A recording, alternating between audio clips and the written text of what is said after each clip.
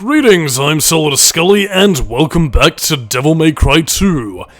Now we start to enter the more modern part of the city, of the Vida Marley. And yes, this is very much where Arius sets up his domain. I do believe actually if you look into the distance, you can actually see, the August Towers off in the distance, so...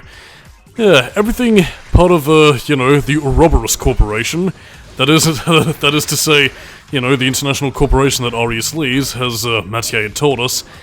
Yeah, needless to say, it deals in science, dark magic, all that good stuff, and as a result, well, Arius has pretty much been allowed to develop the city as he sees fit.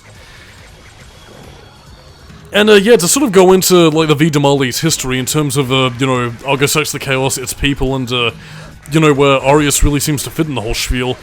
Basically, August the Chaos was basically, well, a divine god who basically... I really need to stop saying basically as a filler statement, but anyway, August ostensibly... that's just another filler statement, god fucking damn it, get to the point. Yeah, August tempted the people with, promises of divinity and pleasure, when in fact, basically, shut the fuck up, you little wanker. I do apologize for my anger, it's just that when you start noticing that you use repeated words, it really gets on your nerves, but in any case, yeah. Long story short, as I have to think about new words to say as opposed to falling back on old habits. That was also a show-off of what these current enemies actually do. The Infestants. Basically, kind of a similar concept that would actually be tested in the Devil May Cry reboot, where, that game's version of Mundus would pretty much have his eyes and ears quite literally all throughout the city, in something of a reference to the movie They Live. But yeah, as to what I was saying about August the Chaos, ostensibly he led the people of the Vida Marley through promises of, peace, prosperity, and fortune, when in actuality he was basically going to absorb them into the greater whole of his being. And, well, yeah, as you can no doubt tell, they became twisted and, well, became as demons. So, yeah, it does also kind of make you wonder exactly, where some of his minions and the likes of, Oranguera, as you're seeing here, were they once human themselves that were twisted and perverted? Because, we are going to see a very key example of that as we go on later throughout the game, and, yeah, Arius wants August power for himself. He wasn't a follower or anything. He's just a demonic sorcerer and scientist who just wanted to utilize ultimate power because he's rich and eccentric and he wants it all for himself. Such is his nature. And, yeah, that's honestly kind of makes August the Chaos a bit of a devious and rather frightening villain compared to Mundus. He seeks to consume all.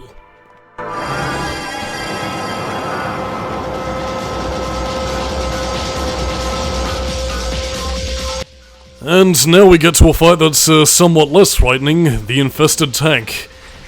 Now, again, as the name might imply, yeah, those infestants that we saw earlier on actually had the ability to intermingle, their biological structure with metals and technology, so in this case, they can infest things such as tanks, helicopters, and military equipment. So yeah, what would have been otherwise a potentially scary sort of enemy is just kind of made a wee bit pish because, well, I mean, it is a tank.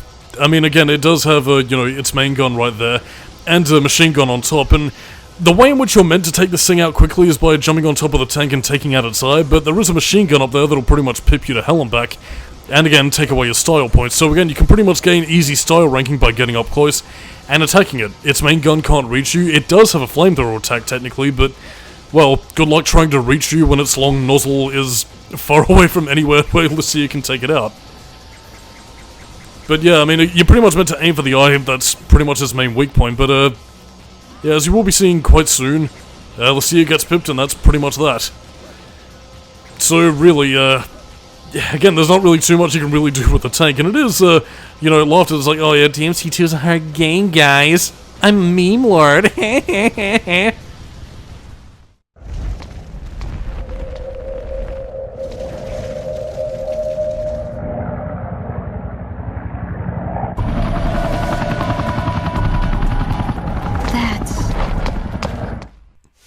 So, yes indeedy, that was the tank enemy. Spoiler alert, it comes back as a regular enemy throughout Dante's portion, but I did get an A rank for it, so some good came out of it. But yeah, putting all that aside though, like, I mean, again, a lot of people do chillishly go tee-hee, huddle hush, shoot to win, and boring enemies like tanks or whatever. Again, I mean, to me it's an interesting enemy concept that just wasn't really given its fullest potential. I mean, maybe if they exaggerated a little bit more, kind of a similar vein to the Cavalier. I do apologize if I mispronounced the enemy from Devil May Cry 5, the Cavalieri or whatever. Basically the motorcycle attack kind of thing. If they exaggerated its nature a little bit more, maybe the destructive power of a tank with missiles and other sorts of attacks to sort of pip Dante and whatever, maybe that could have potentially improved its enemy dynamics and kept you on your toes. Who knows, really. But yeah, any fans of Resident Evil 5 might be recognizing the appearance of Ouroboros. But that isn't important right now, because what we're going to be seeing right here is, yeah, a few shotgun abilities by utilizing your attacks. So yeah, your gunslinger abilities actually have their origin right here. Like, for example, that little fireworks ability that you see in Devil May Cry 3 that you can pull off in that game with the ease of the circle button. Yeah, do 2 attacks, and then press the fire button for your shotgun, and squad-a-la. You get the fireworks ability, and you also get a cartwheel ability with Dante's strikes, depending on the number of which you do, with your basic 3-hit combo.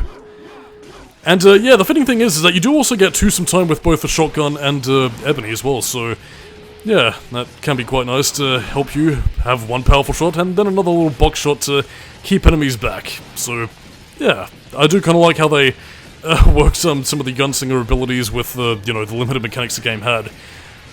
But what we have here, however, is well, yeah, hounds, so to speak. In this case, Freki and Gary? I'm not really too sure how it's pronounced.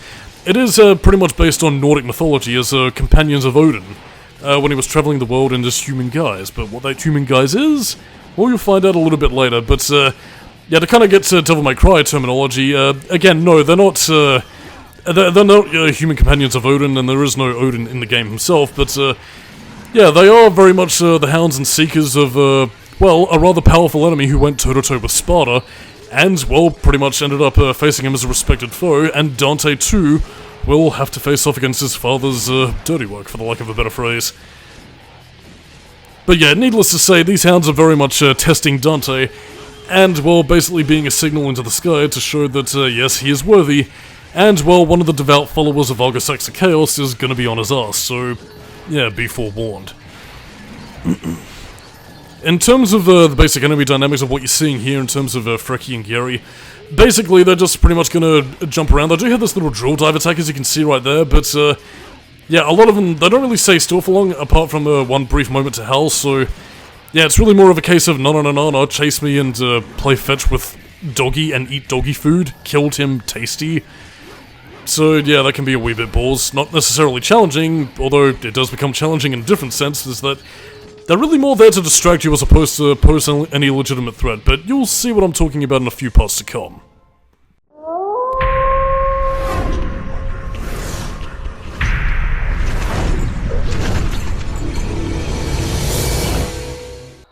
And my dear dudes and dudettes, yeah, I am pretty much cutting down for time on some of the familiar segments that you already fought as Lucia, and some new enemies that, yeah, the secret rooms do also change depending on what area you're in. But in any case, that skeletal-looking dude with a bit of a disfigured eye, that was Bolverk, who, again, in Nordic mythology, was actually a human guise that Odin took as he was traveling the world, with his 2 companions, Freki and Gary, taking the form of dogs. So, yeah, a bit of mythological influence in regards to our fine feathered fair, but yeah, in terms of Devil May Cry mythology, Bolverk was basically a devout follower of, you know, Argus X the Chaos, and yeah, he was one of his most powerful lieutenants and warriors that Sparta fought in the battlefield, and ended up sort of, I don't know whether it was implied that they were, you know, rivaled in power, or at least met in a stalemate, but basically, there was a bit of an unsung promise that, you know, they will meet again on the battlefield, that I suppose in this case Dante is pretty much filling in for, you know, his father who was killed by unknown means. And I mean, honestly, it is a bit of a shame that Bolverk never really got any more development in the game itself, apart from what you can dig up in the enemy files and what you can interpret, because, I mean, again, Bolverk, in terms of his moveset and what you'll eventually be seeing, he did have the potential to be the game's equivalent of Nilo Angelo. It's And again, you know, he does have the enemy dynamics and aggression to prove it as a powerful enemy. It's just that the game never really built him up as such in the same way, and... Well, I mean, again, presentation does count for a fair bit in these cases, and Devil May Cry 2, while it does have its presentation in some aspects, in other cases it just doesn't seem to cut the mustard in others compared to other games in the series, which is a bit of an indictment of the game's development history, but in turn, well, again, it's also a case of the game being rushed heavily just to finish before time ran out for the development cycle. But again, as I said, I blame Capcom for that more than, you know, anything else. I mean, admittedly, it was still an era where you could cop, print, and sell a game within, you know, a relative time span of like a year, but at the same time, though, yeah, I mean, greenlighting it before the first game was even technically complete is a bit of a risky move, and something that could have easily tanked the franchise, because, I mean, again, had Hideki Itsuno not been the right man for the job at the right time, let alone the fact that he was basically able to save this game from a rather punishing demise, more so than what it likely would have gotten, well, yeah, there would have been no Devil May Cry 3, 4, 5, or any series as we know it today without him, so, as I mentioned before, like, I mean, again, if there's anybody to blame for Devil May Cry 2's failure, it's Capcom being absolutely greedy and short-sighted and nearly kneecapping the series before it really had a chance to live.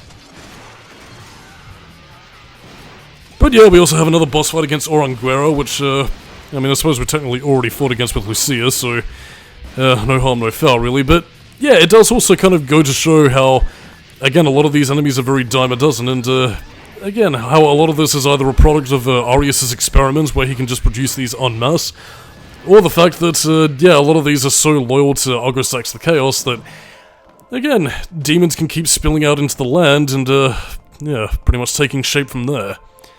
After all, while Argosax might be trapped in the demon realm, yeah, let's just say that everybody else pretty much has a means to access it by means of Arius' sorcery, so... Yeah, that is part and parcel of the reason why we need to put a stop to Arius and ensure that, well, yeah, Argosax never sees the light of day in the human realm again. Which again, as I mentioned beforehand, tied into the whole Holy Wars idea of people being divided, and why Argosax's followers need to be stopped, but I've said too much, so let's enjoy the cutscene.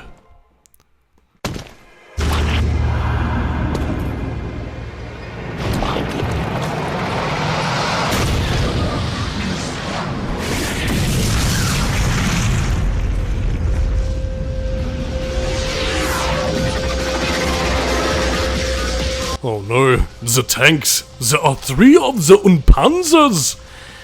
But, yeah, to kind of get into brass tacks, this is where they pretty much introduce the tanks as regular enemies, and, I've already said my piece on the tanks. They could have had the potential to be great, even as, like, more advanced enemies that you would have needed to take down, but, yeah, sadly no, you can't get the offense hot early and make the damage a little bit easier, so... No, you do need to be put through your paces and earn your keep the hard way.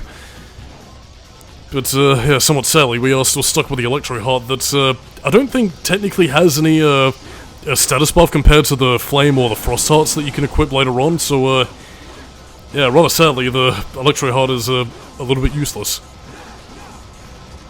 But yeah, I mean, in terms of what you could have given these tanks in terms of more attacks, I don't know, you could have had it flatten Dante maybe to prevent him from getting too close. I mean, again, the Flamethrower was a pretty good idea as a defensive measure, it could have added some missiles there.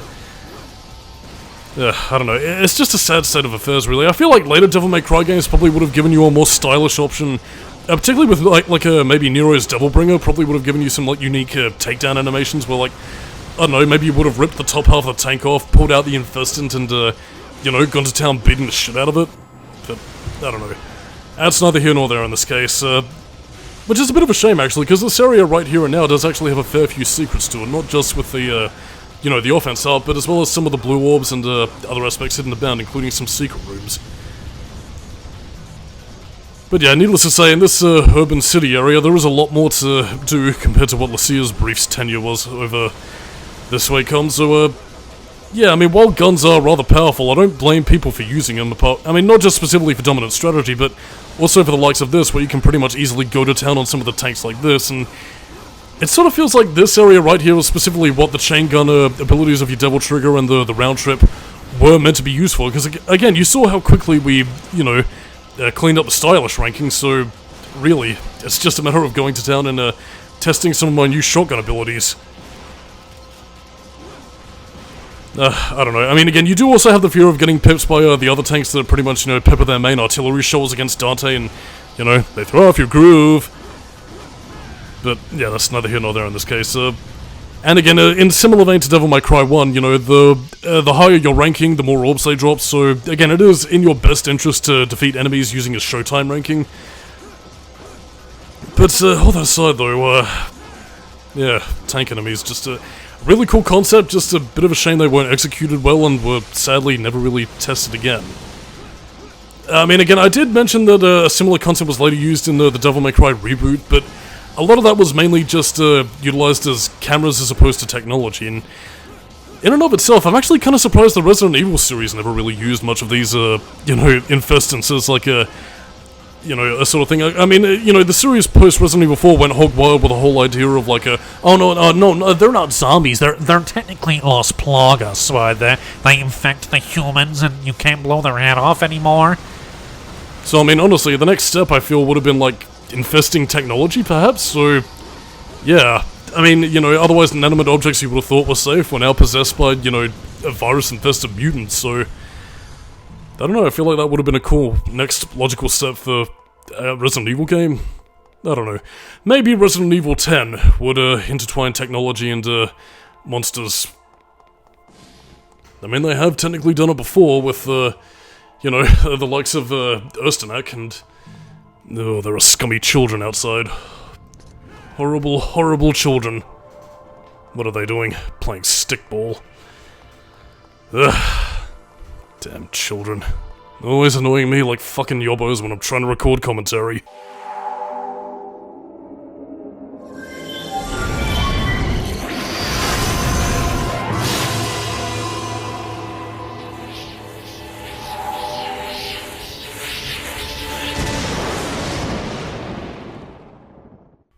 Ugh, God, fucking kids and teenagers. I should kill them all.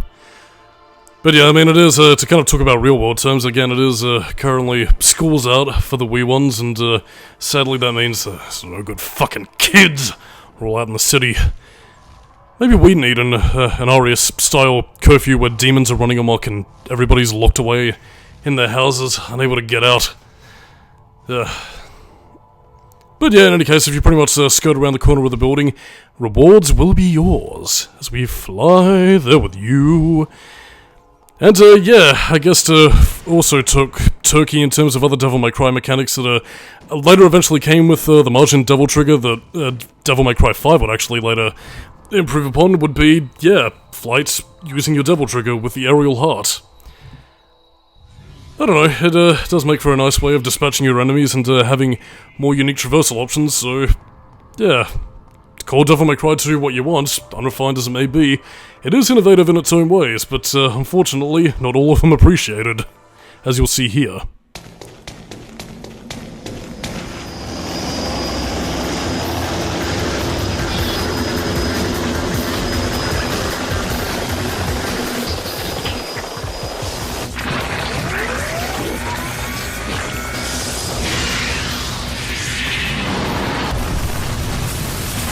My god, the jokes, they're writing themselves. Shoot to win, Assault Chopper, am I right? Devil May Cry 2 is a really good game, you guys, Infested Tank. It is a bit of a shame, really, because this set piece is actually pretty fucking sick. In the sense you basically have Dante being chased by an infested helicopter with T-Virus eyes gunning down for him, armed with a barrage of missiles and machine guns, so again, there is like a really great aspect going on here, and you're also running away from, rising flames that'll pretty much fucking kill you, so yeah, again, you have a great segment of gameplay right here. It's just a bit of a shame that unfortunately, any damage you do to the assault chopper doesn't actually count until you get to the boss arena, which is pretty ass backwards, because what should have been happening is that you deal damage gradually to the assault chopper while the building is burning down, and then you pretty much move on to the next sector, until you head to the final crescendo, that being the church area, where you pretty much finish the fucking thing off for good. It would have been a great way to pace the boss fight, even if you didn't really have many ways of reaching it. And I mean, honest to goodness, I feel like it would have divvied up the boss fight in a way that made, like, you have to use guns to take this thing down a little bit more palatable. Because, I mean, again, apart from that, my only other suggestion would have been would have actually been in a similar vein to, you know, the first phase boss fight against Mundus, where you would have had like a Space Harrier style. It chased the boss fight down, you know, in Dante's own Devil Trigger mode, since he does have aerial heart at this point. And again, pretty much, you know, shoot fireballs, take down the heli chopper, and, yeah, pretty much have like a panoramic view of the city as you pretty much chase down the chopper, or it chases you down, and, yeah, at least have excitement that way as you zoom across the city. And again, have some sick as hell stylish action scenes of Dante and the chopper dodging through buildings and destroying everything in their way. Yeah, but again, like, I mean, that's exactly what I'm talking about here. Like, I mean, again, I'm trying to think of, like, ways that this game could have technically improved some of its aspects of gameplay without necessarily breaking the budget or completely having to reinvent the gameplay outright, so... Again, it's just a bit of a shame, but at the same time, though, given the amount of pressure that Itsuno and his team were under, I don't blame them for going the route that they chose. It's just, well, hindsight being 2020, I suppose.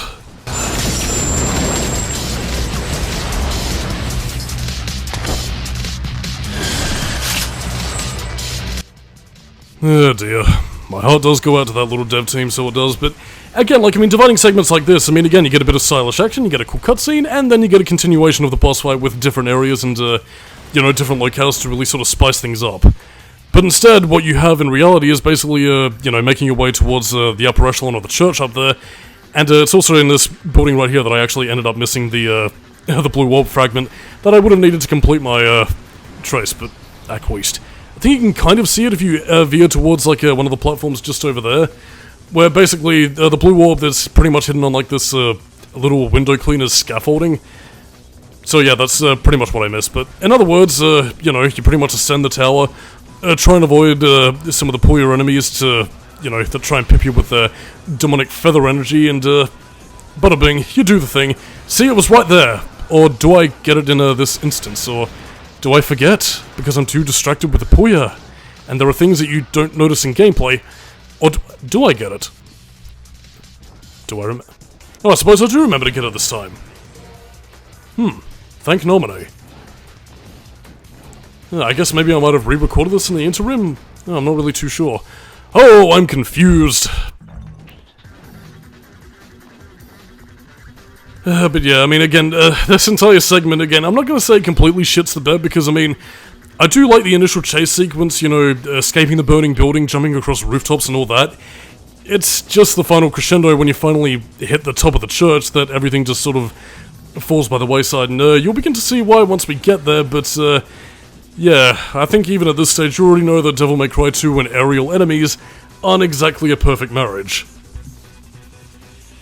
So yeah, given the fact that the helicopter is up in the air, you have a limited amount of Devil Trigger in flight, you can pretty much jump up and attempt to attack it down by using the round trip and, you know, taking down enemies that way. By the way, those rotary blades do actually hurt you, so be on your guard. But again, though, the more you use Devil Trigger power, the more you're going to start, you know, hurting for it. And as a result, well, you don't really have a lot of means to hit it. I mean, again, you can technically jump up and do your 1-2 kick and helm splitter, but... yeah, then the helicopter disappears and goes, no, you can't hit me, and then you're pretty much relying on your guns. There is a way to build up Devil Trigger by destroying the missiles, but, yeah, you are meant to dodge out of the way of them in order to build up your style ranking, but it's not a very, it's easier said than done, is all I'm gonna say. Again, you can also dodge out of the way of the bullets to also build up your rank, but, again, if you're not gonna get hits, you're also not gonna get a lot of, you know, hits on the boss, which means it's going to take longer, and then people are going to get bored, and then they're going to get angry, and they're going to say, literally, it's Devil May Cry 2 is shoot to win. Bam, ew, Devil May Cry 2's reputation permanently soured in the end. Again, I mean, it's a bit of a shame that, you know, the Infested Chopper is simultaneously the facing brand of Devil May Cry 2, part of which because I feel it's like a little bit of a letdown to some of the bosses that I do feel are legitimately good. You know, case in point being Oranguera and later on Bolverk, as we'll later see. But, yeah, another shameful thing of that fact is that it's, yeah, it's not even the worst boss in the game. Again, for those of you who've seen the review, you know which boss I do genuinely think is the worst in the game, but, yeah, it's a little bit of a shame. And even as you're seeing on the hard mode, I mean, it does technically pack the damage, you know, when you're playing on the harder difficulties. It's just, well, I mean, again, in terms of its enemy dynamics, you can't really reach it that easily, and that just makes it a very boring boss fight. as I did mention in the review itself, I do feel like this boss fight would have been better suited to reboot Dante or Nero, since they did technically have, like, the grapple hook abilities to get them up to the boss fight, and particularly with Nero's Devil Bringer, where you could have, like, your unique grab an enemy, smash him into the ground, or have, like, a unique stylized attack to, give Nero a bit of badass points. Yeah, sadly there's none of that here, so you don't really get any of that sort of contextual energy that makes you feel slick and stylish, really, which, again, is a bit of a shame. I don't know, I mean, I would like to see how Devil May Cry as a series does improve upon a lot of the failings of Devil May Cry 2, because I feel like there are ideas in this game that, again, they've pretty much refined, ground combat and everything else to be as good as it could possibly be for, Devil May Cry 3 through 5. So what about some of the elements that DMC2 fucked up upon that a more modern game could technically refine? And again, it's not impossible, because they have done it before. Again, the Martian Devil Trigger got its origins in this game, and in turn, like a couple of other elements, such as, the star system was refined in 3, so they can do it. They can take elements of 2 and, make them good. It's just a matter of, maybe taking some inspiration from some other elements and, actually realizing the potential that they sadly couldn't reach in this game. But needless to say, it's nearly over. We've had some fun and some gaffes, but now, Infested Chopper, it is time to die. So, let's bring it down with our Gatling guns and a round trip straight to hell. I'm Solidus-Skully, keep it new metal, and I'll catch you later.